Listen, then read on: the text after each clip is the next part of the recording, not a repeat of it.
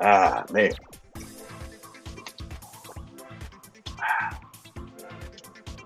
The juices and nectars of the gods. Caffeine with a little strawberry creamer. Thanks to my son, the manager at a Starbucks. What's going on, y'all? No, you didn't sneak up on me this time. I knew you were coming. You know who it is. It's your boy, Big Tank. Hey, coming at you with an early morning live stream. It's all right, y'all. We're going to get this thing in. I got somebody on here, who might be a little wilder about herps than I am. A little wilder than old Hank. Got Mike of HERP Collectors. We're going to bring him up here. See what makes him tick. Beginnings, present, to where he see this thing might be going. You know what I'm saying? Let's go and get this thing started, y'all. Let's jump on in there. Boop. What's good, Mike, what's happening, man? What's good, man? What's good? Thank you for having me. Oh, yeah, most definitely, man. If you're moving and you're shaking in the morph world, I got to have you on here. Yeah, certainly appreciate it. Been looking forward to this. Oh, man, thank you. That's humbling for me in real life. Man, folks don't understand. Oh, Hank, just be on there because I like to talk to people. And then when folks say, yeah, man, hey, whenever you get a chance, I'm like, what? For real? I ain't nobody. We all somebody, bro. Yeah. Yeah, man, though, I appreciate it. See who we got in the chat. Every time someone asks me to be on the show, is extremely humbling. So again, brother, I appreciate it. Real. Hey, most graciously, man, I say thank you, man, and you're welcome. Matthew Naranjo. Is this, am I saying that right, Matthew? Put a thumbs up somewhere in there. He was in the house first. What's good, Matt? Gator Poo Gators. Yeah, Look out, bro. Look out. Cold Walls. Already. There you go. Hey, my boy, all up in there early, man. Hey, man, you done fed them Gators this morning, man. Already. Hey, if y'all don't know it, man, me and that man got a he's been on there twice, man. That last one get real deep. Y'all need to go check that one out. Okay. Oh, Hank and Gator Poo Gator. The last one get a little deep, y'all. Get a little deep. It's well worth a peep. You know what I'm saying? Already. My YouTube friend, look out, racing, got in an accident and has since passed. He's from Dallas, Texas. Oh, man. Sorry to hear that. Oh, man. God bless you, man. God bless you. Exotic Exchange, welcome in. Yes. Day before yesterday, my wife was hit by a guy running a stop sign, full rollover in a Jeep. She's good, man. She's some slight bruising. Oh, man. All airbags deployed everywhere. I mean, I'm gonna plug Jeeps now. We have Jeep Renegades. Okay. She's got a gray one. I have a little vibrant blue one. His name is O'Shawn. A little joking about my Jeep, but it smashed all up this way. But when you lean inside of it, the integrity, man, it's still like a box, on the inside of it. Oh, really? They was like, man, the way she came out of there, But yeah. Bless you, bro. Glad everything was okay. Most definitely. Thank God. Yes, y'all. Yes. It can happen. We can never say, not me. And if it does, don't say, why me? Because we're all here. We're all moving around. And at any given time, it's just, what do we do with it? Everything can be a testimony for the next person. There's always something good that you can glean from it. Yes, sir. 100%. All right. Mike, introduce yourself to the people. Let them know how you started all the way up to now. So my name is Mike, co-owner of HERP Collectors. So my experience with reptiles ain't kind of like your typical experience. So we only recently got into reptiles back in 2020. So after the shutdown, I remember I was scrolling down Facebook and I seen this guy, Salofa. He had a video of one of his, I believe it was reticulated pythons, like eating. And so that just kind of piqued my interest. I saw it. And so I started looking at snakes more and started recalling, like back in the day, I had an old roommate. He had a couple ball pythons. And at the time I wanted to fool with snakes. I was like snakes, just like it wanted to deal, you feel me? And so like, I remember thinking he was kind of crazy for keeping ball pythons, but when I saw dude in his python, it made me think of him, and so I started looking into ball pythons. And so once I started looking into ball pythons, I started seeing like all these different morphs, and I was like, man, these ball pythons ain't look like this back in the day when I was seeing them. Because keep in mind, this was back in the day, like probably like 99, 2000 or so, and so it wasn't a whole lot of morphs out there. And I believe at the time, my roommate had an albino, and he had a normal, on what I know today as a normal and an albino, but I didn't know anything about morphs and whatnot then. And so, like I said, I started looking at all the different ball python morphs and stuff. I came across Morph Market. I came across more and more people YouTube videos, and then I started joining like ball python groups because I had caught the bug. Like these snakes had piqued my interest, and so I started talking to my wife about it, and I was like, let's get some snakes. And so she was like, snakes? You know what I'm saying? What you talking about, bro? And so like she went with it at first, but then we kept talking about it. And so finally she was like, okay, let's just try it out. You know what I'm saying? So we picked up a couple of snakes, a couple ball pythons from a breeder here locally. We got like a super pastel mocha, and we got banana motley bee. At the time, I thought both were females, but I later found out the banana motley bee was a male. So that was first mistake already, right out the gate with the first pickup. But anyway, we picked up those two snakes, started keeping them, was learning more and more about them. And so I started thinking, like, let's get into breeding. And again, my wife and I would start having more and more conversations. She actually started like looking into them more and getting into the snakes more, working with the snakes, interacting with the snakes. And so she got on board. And so once we both was on board, then it was on and popping from there. And so we decided that we was going to get into the breeding thing. And so we started acquiring snakes as if we were going to be breeding. So we started picking up some additional females. And at the time, it was kind of like a loosely organized business, so to say. We started with the name THC Exotic. And it was really kind of like a play on words. So the THC stood for the herp collectors, and then the exotics just because we were working with exotic animals. But the play on words piece of it was the THC, like it was kind of like a play on like marijuana and stuff like that. So we thought it was just something fun, just something cool, you know what I'm saying? As we started getting into it more, our mentality changed and it became more of a business-minded mentality. So we started making more business-minded decisions. And so one of the first things we decided to do was to rebrand, right? And so I had actually saw an episode of Snakes and the Fat Man. There was a guy on there named Blake Stewart from Stewart Design, and he was just talking about branding and stuff like that. So I started thinking about it. And at the time, we had a logo, which was like a super dope logo. Von Guy Designs, who does excellent work. She had like a real dope logo that she had made for us, and it was exactly what I wanted. Like it was exactly what we asked for. Like, and I still keep that logo on file today because it's top of the line, it's dope. And I always recommend Vaughn anytime I'm telling people to reach out to somebody to do a logo because she does like real good work. But I had reached out to Blake about rebranding, and I was telling like where we were, like where we came from, how we got where we are today in terms of the rebranding, and was asking for some recommendations. And so like I told you, I wanted to change it to the HERP collectors because one of the things that I was thinking about was really should have been like one of the initial thoughts was like, if you want this to be a visible brand in multiple venues and multiple arenas, then it needs to be a brand that can be visible in multiple venues and multiple arenas without no issues. And so like start thinking about like the THC exotic shirt. My son, he can't wear that to school. My daughter, she can't wear that to school.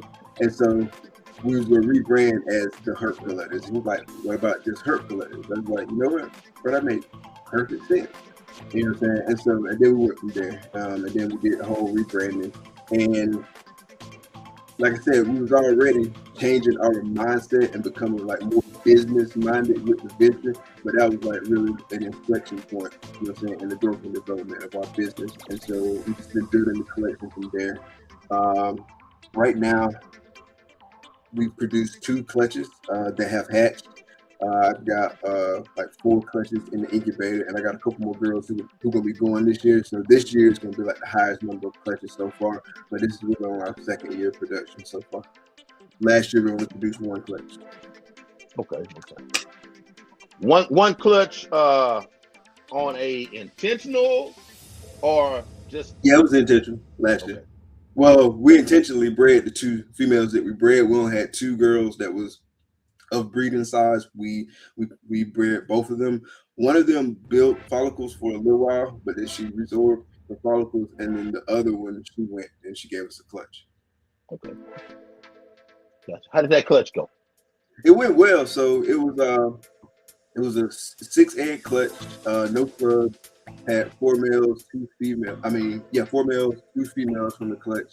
Actually, held back 2 of the females, which one of them I'm thinking about selling now, but the other one we're gonna keep because it's a blue-eyed lesser paradox. And so she's kind of like a shell snake, like a snake that catches a lot of attention. The blue-eyed Lucy, like they're all white snake, but this one is a paradox, blue-eyed Lucy. And so it's got paradoxes on the head, and so you can see that it's got pastel and inchi in it as well. And pastel and inchi were in the pair, but you can see that it's got pastel and inchi by way of that paradox. And it's just a really cool looking snake, a really eye-catching snake. And so she's definitely gonna be an ambassador snake. She's super sweet. We may or may not breed her. She's not gonna be like a major component in our breeding program just because of where we're taking our breeding program and the projects that we're focusing on.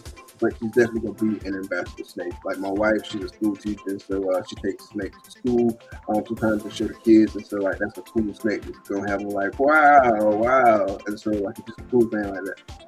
Okay, gotcha. Yeah, that's cool. That's cool for me. On this on the clutches you got this year, what is the direction that you're looking at right now on your your morph direction, your morphology on this year? Morphology, I got it. I'm with it. So some of my clutches headed in that direction, some of them are not.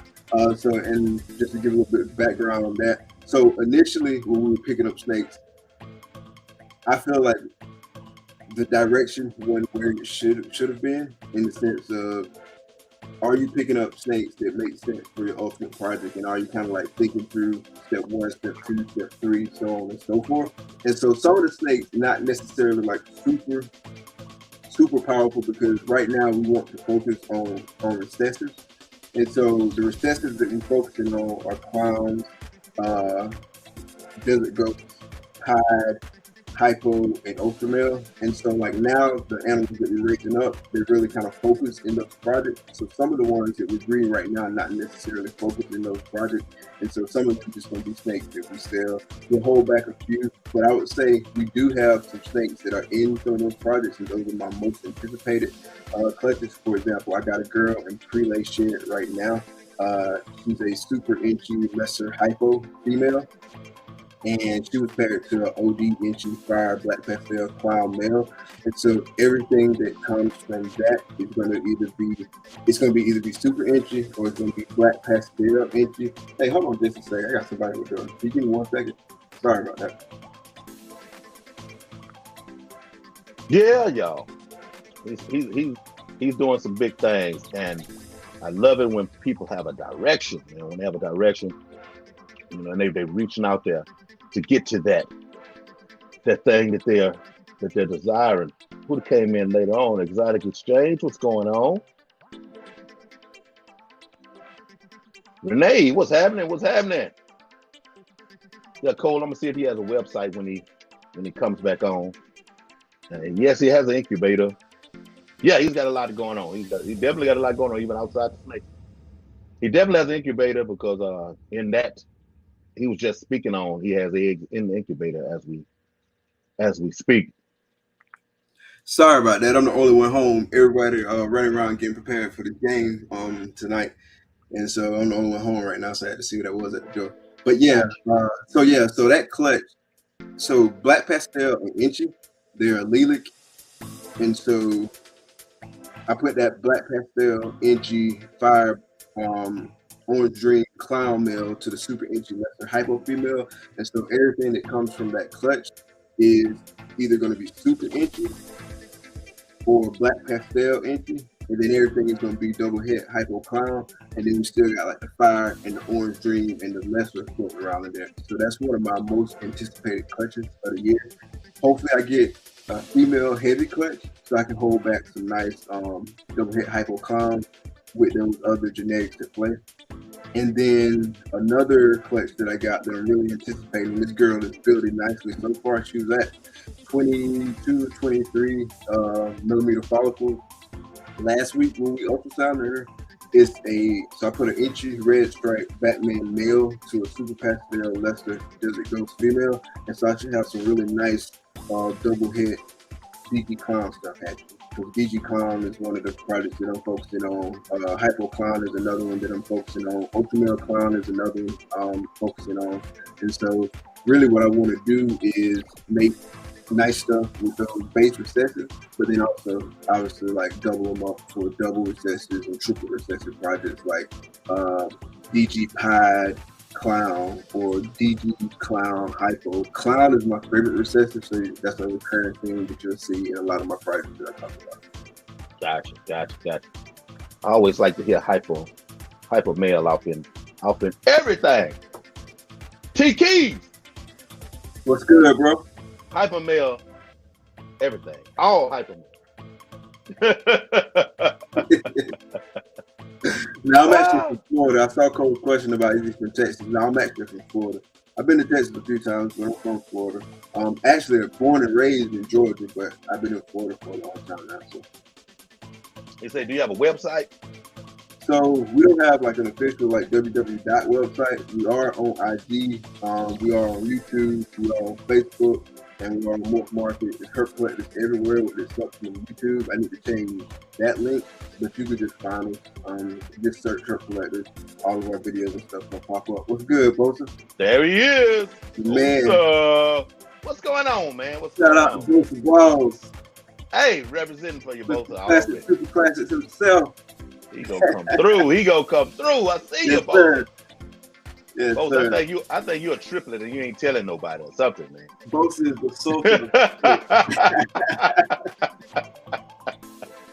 Yeah, I actually got a chance to meet Bosa. Was that last week or the week before last? Whenever Daytona was, I met him at Daytona. Okay. That was 2 weeks ago. Wow. Yeah, that was 2 weeks ago, bro. I don't feel like it was 2 weeks ago. But yeah, met him, met his son, met his daughter, so that was pretty cool. It was good to see him in person. Found. Most definitely. That was one of the cool things about Daytona was meeting a bunch of people that I hadn't seen in person, right? So I met Ray from the Board Surfers, hadn't seen him in person. Met Keys and Keisha from Keys Constructors. Been talking to them for over a year, like well over a year, like routinely. Hadn't met them in person. I finally got a chance to meet them in person. In fact, when I first saw Keisha, and because I saw Keisha and we was in line, and I saw her walking through the building, and then we had talked, and it didn't even click in my head that I've never met her in person because it just like felt like such a like just so normal, right? Yeah. We do it each other all the time. Yeah. So yeah, good people. We had fun. Like we all got a chance to go out to eat. That was pretty cool. Yeah, man. Every time I see the videos and hear, I anticipate. I'm like, man, I can imagine because it's the same thing for me on the fish side. We have all of the fish deals that go on. I hadn't gone to anything because of my job. Hadn't got to anything, and I'm like, man, the first time I get a chance to go and meet some of these people who I've been knowing forever for the first time in real life. Yeah, it's a good feeling, bro. It's fun. Definitely. Mr. Snell Gardens, what's going on? James Matthews, what's happening? Have you been to any of the reptile shows since you've been? I have gone to nothing. My schedule don't never work for because it's 4/12, 4 on 4 off, and it slides forward a day every week. Okay. So I can say, hey man, when is it? It's gonna be on such and such a day. It may fall into and unfortunately, we were talking about getting old. I've been burning up a lot of time on those old man doctor's visits. So it's like, which one? Yeah, I think I better go on over here and see what this doctor talking about. Hey, you gotta prioritize. You gotta take care of yourself, bro. Ooh, Fish Fam Christmas in the house. What's going on? What's going on? Sure. But yeah, man, who are your inspirations? Man, it's so many to name, bro. Like, it's just so many names. I'm almost hesitant to start listing them out because I feel like I might forget somebody, and it's unintentional for sure. But it's so many people out there who do a lot. Bosa is a very inspirational person, right? Simply by virtue of like the support that he showed everybody in the hobby. Like, he's just like the ultimate example of a selfless individual who is very intentional about showing support. You know what I'm saying? Yep. And that's how it should be, right? And so it's just like a prime example of how you should be, right?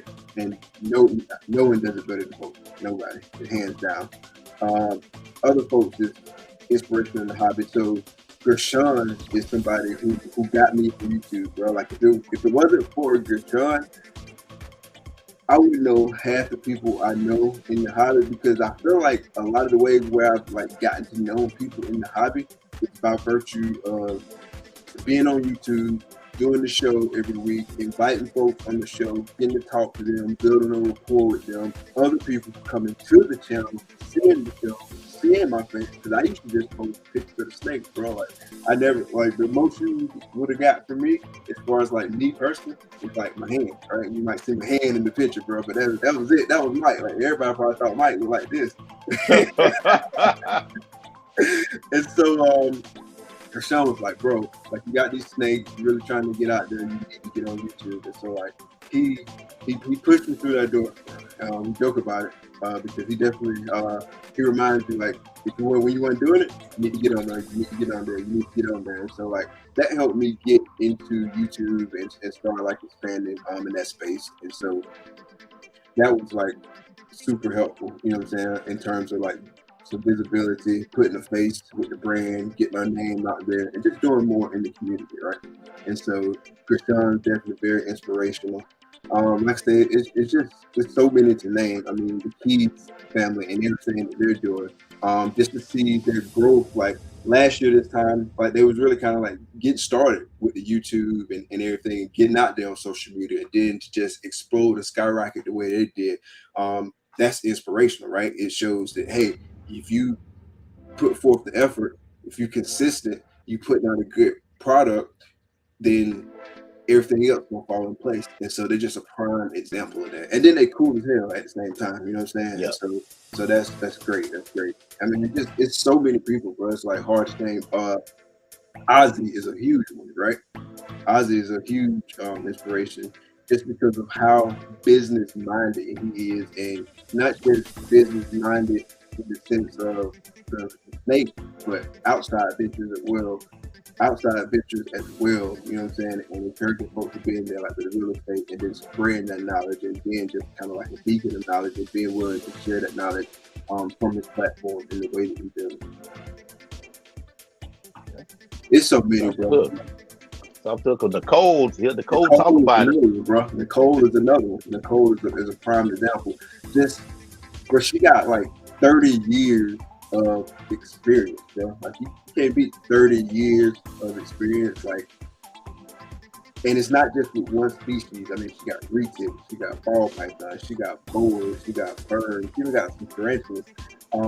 She got monitor lizard, she got tegus, she got the green tree python. So just to have like that diverse of a collection, backed by that much experience, and then her passion and care for the animals, bro, is really unrivaled in the game. So that's another prime example, bro. It's like, there's so many, bro. So many. Like, yeah, most definitely. I know it's a lot of people who I haven't said, but it's so many. We can have a whole episode about that, bro. But it's all right, though. You know, it's we all can right. have a whole episode about that. Appreciate you, James Matthews. used to be my co-worker, you know, in the institutions. Thank you. God bless you, bro. God bless you. Thank you very much for that super chat. Bless you with the super chat. Thomas Dobbins in the house. What's going on? What's going on? Bosa Jr., I missed you. Hey, training up his number 2 for the support train. Warfels, what's going on? Jeremy, what's good, bro? And it's super hot, bro, in this reptile room right now. So if I start sweating, I apologize. Oh, no, you're all right. You're all right. Hey, you staying hydrated on the outside. But yeah, man, when I came in the door, you know, and start hovering around, you know, the ball python people, man, one thing that I noticed is the support, man, the camaraderie. I want to use unrivaled, but I'm gonna use it, you know, because I don't have anything other than my fish people to compare it to. Right. And I've been in the fish side for quite a while, you know, so from my vantage point is unrivaled. And when I say from my vantage point, I just mean like in spaces that I've like been in, right? Regardless of what the industry is, regardless of what the activity is, I've never seen anything like this, right? Never. Like, and that's one of the things about the whole venture that I love is like just the whole community aspect. And from what I hear, like back in the day, it wasn't always like that, but I'm glad I came in when I did, when it is like that, because that's just motivation to keep going and making something enjoyable. Like, it's a lot of work, bro. Like, I'm not gonna lie to you. It's a lot of work to maintain your collection, post on social media, like just do all the different things you gotta do. Like creating content and stuff. And you have to balance things, you know what I'm saying? But it's not work, it's fun. You feel me? Like it's got a whole different vibe to it. And I think one of the things that make it so much fun is just the community, bro. Like it feels like you're just walking up to the house and knocking on the door and, hey, come in, man, come on in, come on down here to the bedroom. Hey, I haven't even introduced myself yet. That's all right. Come on in. We'll get to it when we get down here. That's all right. Come on in here. But yeah, it's dope, bro. The reptile, like Jeremy said, man, the reptile community is amazing, bro. It's amazing. Got a chance to attend the auction at Daytona a couple weeks ago. Like, that was just so dope, bro. Just trying to see how all that went down. Because I had heard about the auction, but that was my first time actually attending the auction. So that was cool. I'm looking forward to attending the one in Tinley as well. Gotcha. Yeah, they got me thinking about breeding some snakes. No, my wife ain't about no snake. I'm lucky my frog is in here. What kind of frog you got? Red-eyed tree frog. Okay. Yeah, I done had him about a good year. And we could have our regular natural toads outside at night. If they in the front of the doorstep and she has to get in the house, those frogs, they don't know it though, but they could keep her outside all night long. Like Jeremy made a good point in the chat. He says it's a lot of work, but it's like the most enjoyable work that he does, and like that's 100%, bro. Like it's really hard to explain to somebody who's not in this, like how much fun I have in this room with the tunes on or a podcast on, cleaning up snake pit. Yeah. I can identify because I got it's fun, bro. Like that tank right there has a lot of hair algae in it. Takes a little maintenance, a little moving around, and I got one on either side of me here. And I come in, and one thing you hear people complain about is water changes. But I'll drag water all night long, and usually it's like 2, 3 in the morning for me. I drag water all night long because it's just the interactions with my animals and the what it takes to keep them up, and all of that is important. So it's not work anymore, you know. Yeah. Afterwards, you might be tired, but it's not work. You know why you do it. 100%. You know yeah. I know the feeling. So what else fish species do you keep? I have. Let me get it right. I have some Serpae tetras. I have peacock gudgeons, least killifish. I have gardener rye killifish behind me. I have platinum rice fish, neon tetras, I have a guppy project down here. I have um, snakeskin guppy males with bluegrass guppy females and um, albino topaz guppy females, and I'm doing like you know, I'm making some morphs, running them together, see what I end up with. Let me see the name. Oh, I have a lot of shrimp. I have a lot of shrimp. I have shrimp and everything. What else do I have? Is that it? Is that it? I think I done named everybody. Yeah, I done named everybody. So that's quite a diverse collection. So, and I don't know a whole lot about like fish and stuff. So forgive me if it's like a super ignorant question or a super dumb question. So are all of those saltwater, or is it like some saltwater, some freshwater? All fresh. All fresh. All fresh? Okay. All fresh. Because your saltwater, although extremely beautiful, it's a little bit of saltwater. People won't say it, but to me, that's when you start leaning towards work. You know, it's like, oh man, come on. You know, it's beautiful and all, but I got to do all this. You know, yeah, the saltwater, man. It's at the end of the day the most beautiful setups. The fish, the water, because of the salt content and the light colored substrate, the water seems to disappear in the tank, and then you have some of the most colorful fish, just period, throughout that whole side of the hobby. So yes, it's very worth having if you're willing to put in everything that it takes to maintain them.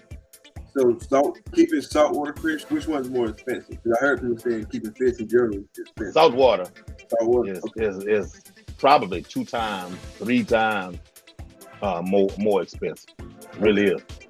Okay. Really is. It's like saltwater. I guess I can equate to. No, I'm not gonna say cobras. I'm not gonna say cobras. I ain't gonna go quite that far. You probably could though, but maybe like having all retics. You got about 10 of them. You know, that's a lot of work. Tanks. You know, your enclosures for them are just as they should be. You know, and you're having to maintain all 10. You love them. It's wonderful, and you're socializing all of them like you should. Yeah. That's a lot of work. That's a lot of work. And freshwater is ball python. Yeah, we can't keep retics in Florida. Going back to the whole retic piece of it. But even if we could, I probably wouldn't have retics. Not right now. Not right now. Maybe later. You know what I'm saying? Like as the whole reptile game become like more of a full-time focus, because ultimately that's where I want to go with it, right? I can get myself to one day where this can support me and my family, then that's where I want to be with it. But right now, we're obviously not there. It's a work in progress, like anything. But I feel like with the retics, like I would need to like allocate a certain amount of time to ensure that I socialize them right. There's like a learning curve and stuff like that. And then there's also space considerations, right? And so like two of those things we don't got. Like I got the ability to learn, but space, I don't got the space right now, at least to house them properly. And with any animal that I'm keeping, I want to house them properly. And then also the time, right? The time and getting them to where they need to be. Because like with the animals that we keep, so we got ball pythons, which that's the majority of the collection. We got boas, and then we got carpet pythons. In terms of getting them socialized and cool, like the ones that have required the most work has been the carpet pythons. But the carpet pythons, they stay small for a while, you know what I'm saying? So you can work with them. And so, but the retics, they grow and growing. And like, so it's got to be, it's more to that, in my opinion, just from what I've seen and what I've heard, right? And so, all of our carpet pythons are, for the most part, tamed down, with the exception of one. And he be hit or miss. He's still kind of jumpy, but he also small too, right? And so, if you do get bit, or he do strike at you, or he is having a bad day, it's not a bad day for you. You know what I mean? Like it's something that can be dealt with and addressed. Whereas if I had like a big retic, you know what I'm saying, that I hadn't got where it needed to be, and it's 8 feet, and it's like having a bad day. That could be a bad day for me. Yeah, yeah. It's a bad day for both of us. Ain't no sense. We both having a bad day, bro. Yeah, I can imagine. First time I had to like just realize it. I was looking at a guy's show and he had his big retic out, big yellow and white retic, and he was talking about pros and cons, and it was like it's his snake, name. He's going through the whole. No, I love so and so, so and so. But one of the drawbacks, if you're thinking about it, having one, he's like, you have to always have someone in the room with you when you take this snake out. So and I'm.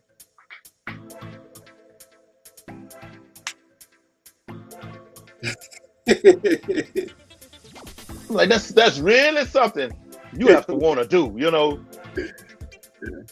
And I like people out there too. Like I love research, right? Like I love to watch them. I love to watch people who keep them well and keep them successfully. I just know it's not for me right now, and that's part of it. You got to be willing to be real successful. For me, like I'm just keeping it real. It's not for me right now. Yeah. I like bloods. And the way Florida's set up, it ain't gonna be for me at all unless I move. Oh, Florida's backwards, but that's just my own little load. That's a whole episode too. Yeah, there's no catch up, but they trying to make it look like that's what they trying to do though. But there's no catch up. You behind. You out there. Florida. You say you like bloods too? Yeah, I like blood python. I really do. And I think I had pit bulldogs. I had American bulldogs. I used to ride bulls. Pit, right? Yeah. Okay, that's what I thought I heard you say. I used to ride bulls. I love MMA, boxing. You see a theme. The theme is just, for me being such a nice, sweet guy, I always would tell people I could give you everything you looking at though. I can give you everything you see, but thanks to God, I have all the patience in the world, and but let me step aside and let you go on by. Just don't press the situation. But I just like all those types of things, and the bloods, their reputation, their girthy look, man. I'm like, man, they beautiful. So I can have one of those, and I put in the time. If you misunderstood, you always got a place with me. That's even with people. Look where I work, you know what I'm saying? And I can honestly say I don't like my job, and I love my job. No, I can be more extreme than that. I hate my job, and I love my job. Yeah, I can be more extreme than that. Huh? So what makes up those extremes? So what do you hate and what do you love? I hate the institution because it says one thing, but it is impossible to do what they claim they're trying to do or what it's supposed to do. They can't do it. I have to be cryptic. Yeah, exactly. I have to be cryptic a little bit, you know what I'm saying? But yeah, it's impossible. It's impossible, but I have to stand in there, close the door, and I have to stand in there every day and act like I can get it to work like that. Hey, how you doing? Are you doing blah, blah, blah, protocol, yada, yada, yada. Yes, I sure am. Sure. But being able to walk in there and have people, hey, Big A, man, what's going on today? Hey, Big A, man, Big A, I remember when you, Big A,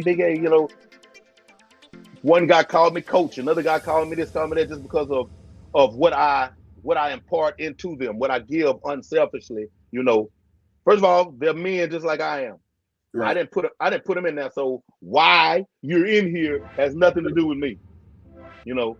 I have rules and regulations, but those rules and regulations don't put me in a position where I have to treat you like you're lesser than. And I don't, so I'm afforded the opportunity to have people ask me questions, man, to give them answers to add to their life, stuff you figure they should have got when they were little kids, but they didn't. Right.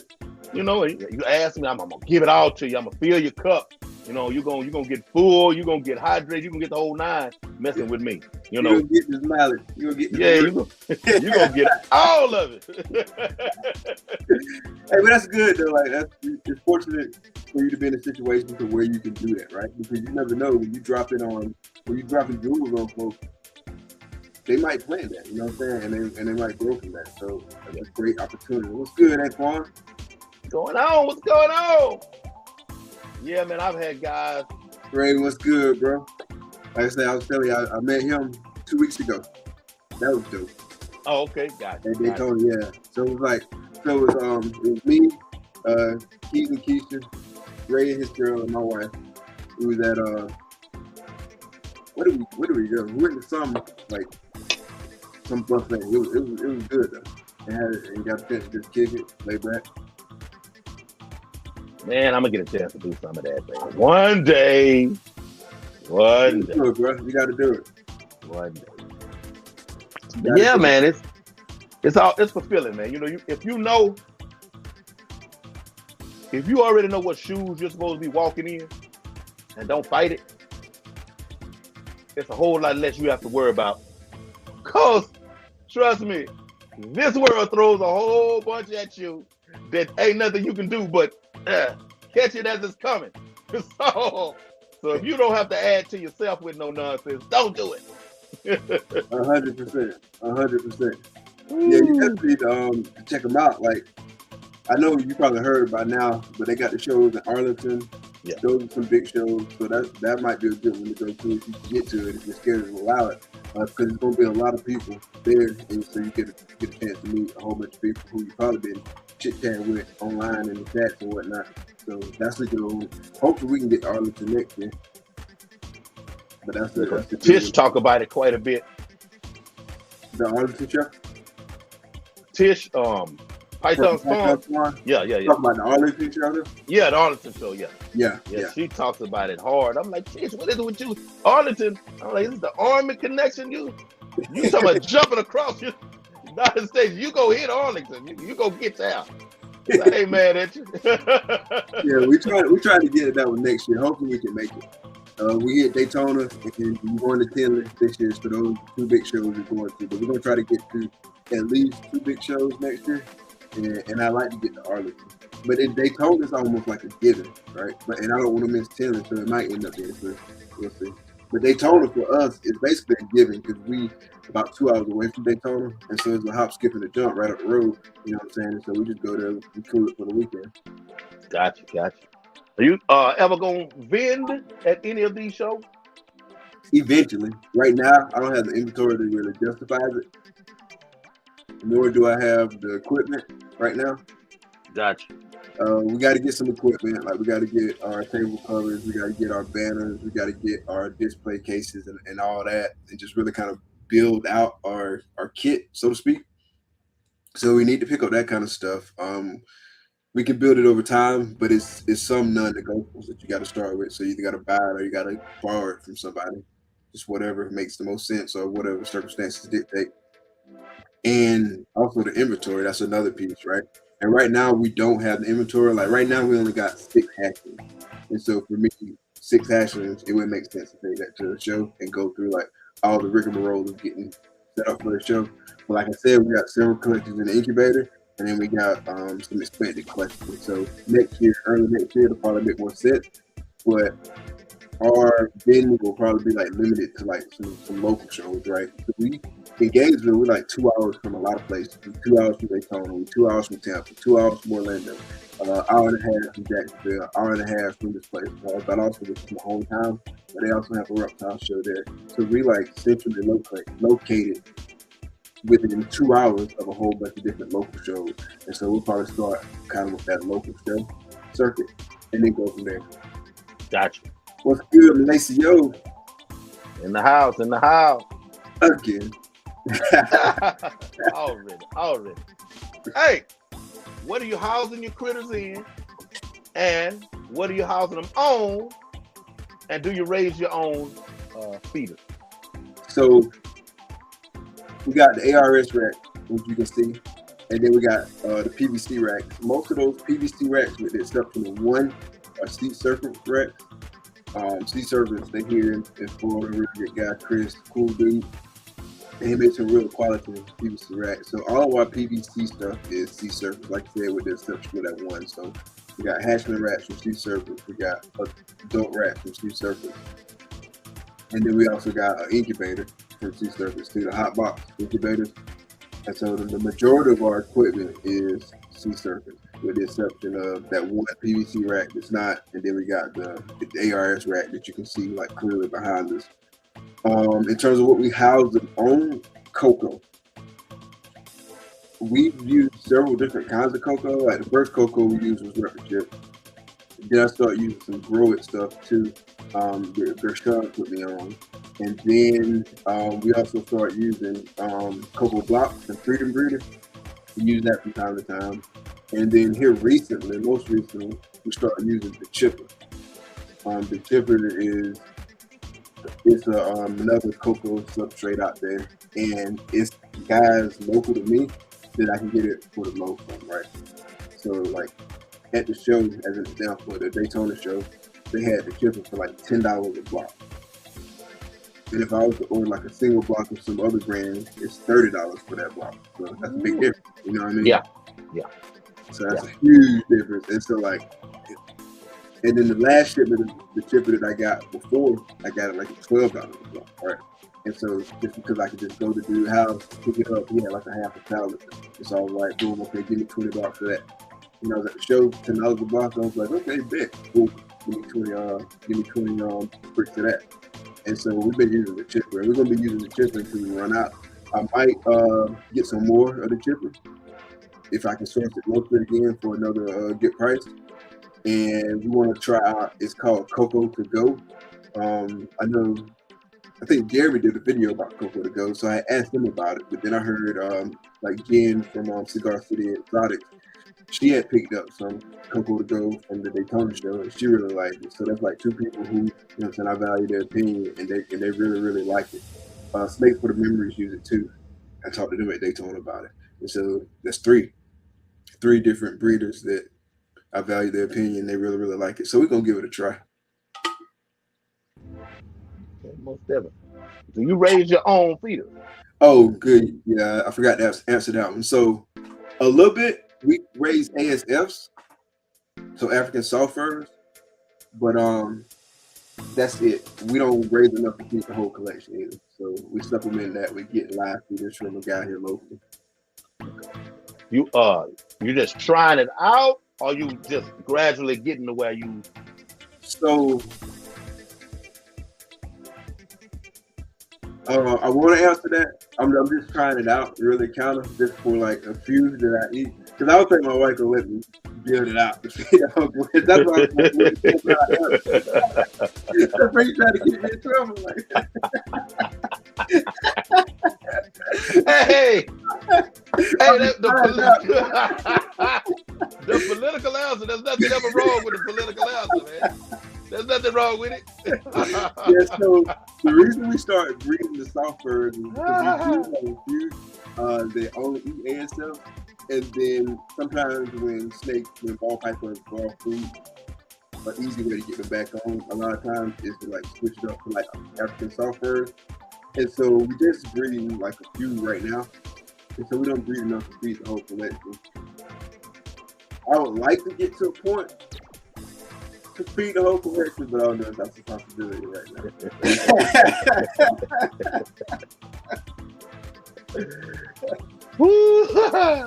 Hey, I wasn't trying to open no doors, man. I wasn't trying to do it. Like, woo-wee.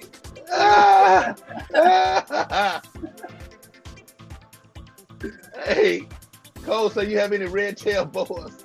I don't, not true red tails, right? So I've got a boa imperative. So the true red tail boas, they are a different species, right? So they're both BCCs, so boa constrictor. And so those are like the true red tail boas. I do have boa imperative, which is primarily what you see keep in the pet trade. And so I do got those. I got 5 boas. Okay. What do you say? Soft furs are like caviar to snakes.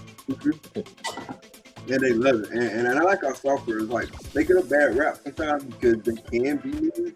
Like, you can have a collie that's mean, like they'll attack you, they'll come at you, they be jumping. They jump like Sean Kemp, bro. Like, they'll jump out the gym. But ours are like cool, man. Like, they just super tame, they super nice. Like, I can take a nursing mother right off the litter. I can just pick her right up. And no fighting, no scratching, no panicking, no nothing, bro. Like, we got the nicest sulfur probably in America. They so cool.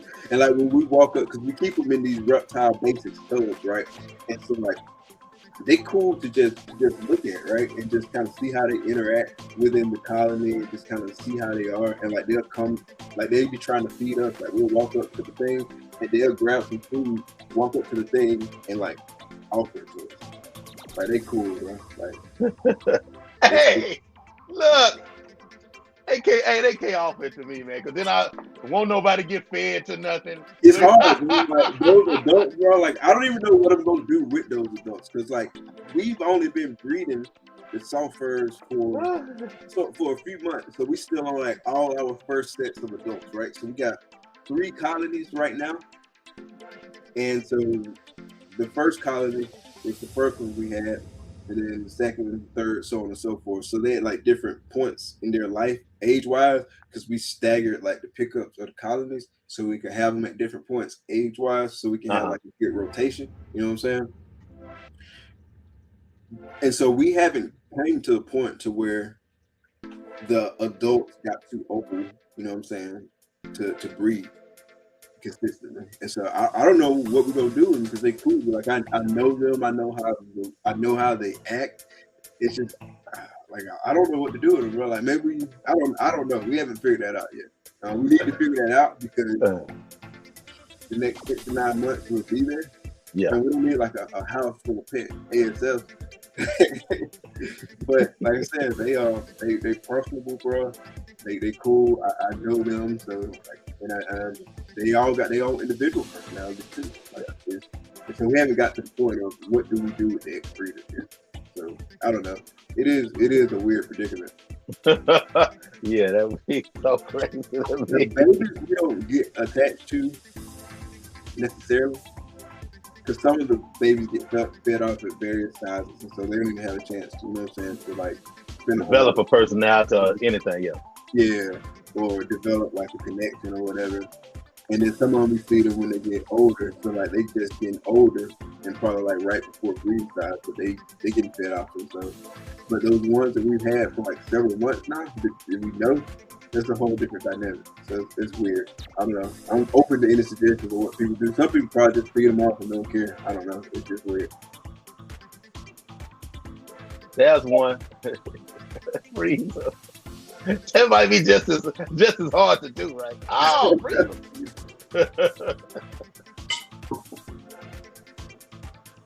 Oh man. Yeah, they cool, man. Like I say, our ASF's cool, man. Like we can take the lid off the bin, do what we need to do, and they ain't worried about them jumping out. They ain't worried about nothing. Like they'll come to the lip of the tub or whatever, the egg, and just be curious and do their thing, but they ain't finna jump out. They chilling. They say, hey man, food, water. Like they know most of the time when bro come over here, he doing 1 or 2 things. He reducing the amount of babies I gotta take care of, or he's feeding. Or maybe 3, because it's clean. So all this is all positive, bro. Like we chilling. I ain't want all these babies in anyway. Hey, like Pinky in the Brain. The rats are plotting to take over your house anyway. Like, period. Yeah, we tripping because we always trying to overthrow. Every time bro come over here, something positive happens. Oh man. Hey, I got to ask you my probably, well, now I ain't gonna say only controversial, because if it hit me, I ask. But this is one I ask everybody. Okay. And it's in parts. How do you feel about the monsoon gene? So I'm not a fan of monsoon, And I said it like that intentionally. I don't dislike Monsoon. I actually like it, but I'm not a fan of it, so to speak, right? I just feel like, I don't know, I don't see like this crazy potential with it because it's so like dominant, like that pattern. And so really all you're doing is like either lighten it or you can darken it. I don't really see a whole lot of potential there. But that's just my opinion. Keep in mind only been this since 2020. But I mean that's just where I'm at with it right now. I don't dislike it by any stretch, and I would love to see somebody do like something wild and crazy with it. But for me, it's not in the cards right now. Like I said, we want to focus on the 5 recesses that we focusing on, and then just work from there and work within that. Gotcha. Yeah, I always ask it because, me looking around, always trying to gain as much knowledge as I can in this morph game. Then I run across the monsoon and I'm looking at the prices because I do that. I'm going to compare the prices to what I'm looking at. And it's so busy and muted at the same time, and I'm like, how are people so excited? And it's like, to me, I see it. It's busy. I see it, but it's dope. Now, don't get me wrong. It's dope, yeah. But for me, I want to do a lot with a project, and so I want projects that you can do a lot with. And that's just my opinion. And Pied is probably like out of the 5 that I listed, Pied is like one of the most visually stunning snakes there is, especially to like folks who not in the snake game. Yeah. Because like I can show pictures of a $10,000 snake, $20,000 snake, $30,000 snake, whatever. This 6 gene crazy clown combo or whatever. I can show them all to like the average person, and then just show them a regular Pied, and they're gonna see the regular Pied and be like, "Whoa!" So Pied is one of those like just visually stunning genes because of the contrast, right? So you got the all white, and you got like that color piece, the color piece you can work with, right? But even with Pied, I feel like there's limitations, right? Yeah. Because if you get a high white Pied, then you got limited pattern to work with, and so that creates like ID challenges and stuff like that. That's why with a lot of my Pied projects, I want to work inchy in it. And then Pied, in terms of like project focus, recessive, that's probably the one that I've worked the least with, just because of that. You know what I'm saying? Like I want to do some stuff in Pied because I really like Pied. You know what I'm saying? And there are things I want to do with Pied, but my main focus is going to be on the other ones, just because I like variability and I want stack and I want to do stuff like within those projects. Just so like I like a lot of dual, if that makes sense. No, it does. It definitely does. Victoria Lee creates. Good morning. Good morning. Yeah, I always ask that question about the monsoon because I want to, especially get it from people that's already in that, that's really, that has a good grasp on what's all going on. And I saw this morning, 4 days this morning, Canova had 2 monsoon pastel, was a black pastel and just pastel, and my argument was always add something to it. Mexicali was going to add something to it. If you can, because you got your base color, then you got the pattern on top of it. I'm like, I'm thinking of some everything, ultra male type of variation. Ultra male monsoon flat. That'd be nice. Man, and then God dog it. Silver and black, the Exantic. I'm like, if we can get polar opposite colors on the patterns, the business might be the strong thing that they want it to be then, because of the colors working off of each other. You know what I'm saying? And yeah, I don't hate it. I don't hate it at all. But it's just I like to weigh. Put it this way, I'm big on people being sheep and not falling victim to, I'm just big on that, So yeah, that's the most extreme one right now, And that's really essentially the boat that I'm in. Like I say, I'm not a fan of it, but that doesn't mean I don't like it, right? So it's not something you want to run out and get, and it's not something I'm constantly seeking out. But I like seeing the combos. I like seeing the dope stuff, and I really want to see somebody do like some super dope stuff with it. Now, 2-3 years from now, someone finds something that makes it even crazier. I might be kicking myself in the butt and like, damn, why I didn't think of that? But that's what I'm sitting at right now. Most definitely, man. Yeah, I'm a blackhead dude. Blackhead, ultra male. You know, them my things right there. Xanthic, that's Team Ultra Male for sure, bro. Team Ultra Male. I'm all about it. And I love the way the dark stuff look in Ultra Male. Like Justin, speaking of Canova, he posted it was an Ultra Male female, but she was Mojave, leopard, blackhead, black pastel Ultra Male. And that was pretty dope too. Yeah, I'm all about it. I think there's a lot still to be done with Ultra Male, especially once you start adding those dark themes in there. So adding those dark themes in there, and then adding those pattern changing themes in there, kind of sitting on top of that Ultra Male color palette, bro. I feel like there's a lot of stuff to be done. So, yeah. And then Ultra Male DG Clown and Ultra Male Hypo Clown. I feel like that's nice too. So, I like Ultra Male, Team Ultra Male all the way. Me and Uncle Joffrey from Joffrey Excited. We've been in the chat with Matt from Ebony and Ivory Reptiles, and then Justin Thomas from Armless Angels. We've been in the chat, like going back and forth about Team Ultra Male and whatnot. Maybe give it a hard time, and then Joffrey hold it down. Old Joffrey chasing that. He chasing that Ultra Male train over there. Yeah, he got some good stuff, bro. Like he doing it. Yeah, he got already. Hey, bro, we didn't hit that 1 hour mark.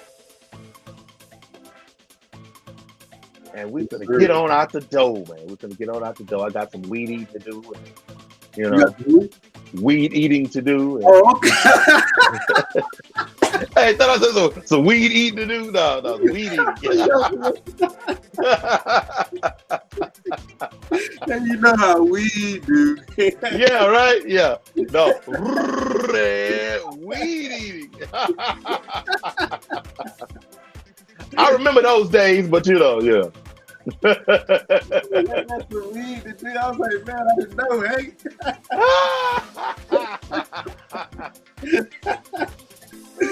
I remember though. Yeah, we finna head out here with the tailgate in a little while. Get out here to the game. To add college football back. Most definitely. Hey, thank you for coming up in here, man. Yes, spending this time with me, man. Thank you for having me.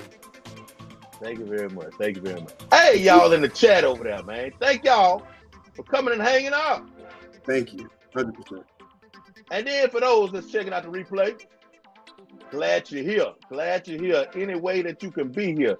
Glad that you are here. As you see at the bottom scrolling, I have a podcast on Google Podcasts, Apple Podcasts, Anchor, and Spotify. Hank Wild about HERP. If you have anything that you need to do and you can't sit and watch a video, but you want to listen to it, go over there and check us out. Mike, you got anything you want to end with, man? Any words of wisdom, anything, man? Plug something, anything. Yeah, so I just want to thank everybody for coming out, first and foremost. I know it's early in the morning, so appreciate everybody who checked us out live. Appreciate the replay game for y'all coming through. Appreciate all the support. Make sure you're supporting the homie. Make sure you hit that like button, hit that notification bell so you get notifications for all Big Tank Hank videos. Definitely go out there and support. Appreciate you having me on again, bro. Like I said, it's humbling anytime somebody asks me to be on the show, so I really appreciate it, bro. I really enjoy it. Most definitely. I believe in it, man. I believe in the fun. Miss Victoria, I need you to email me because I'm thinking about putting you on somewhere, whether it be on the fish side, you know what I'm saying? Because you do some extravagant things over there, and it's eclectic. But I'm very interested. The BigTankHank@gmail.com. And I want to talk to you about the Spotify and Apple and all that stuff too at some point. Put your podcast in there. Gotcha. Most definitely. Okay, hey, that's what I'm talking about. She said she do both already. Nice. See, that's what I'm saying. We need to get together. We need to get together on that. All right, y'all. What I always say, tell somebody you love them because they need to hear it. I don't care how hard they want to be and how they fake the funk. Everybody needs to know somebody loves them. Take care of those animals. And we out of here. Peace.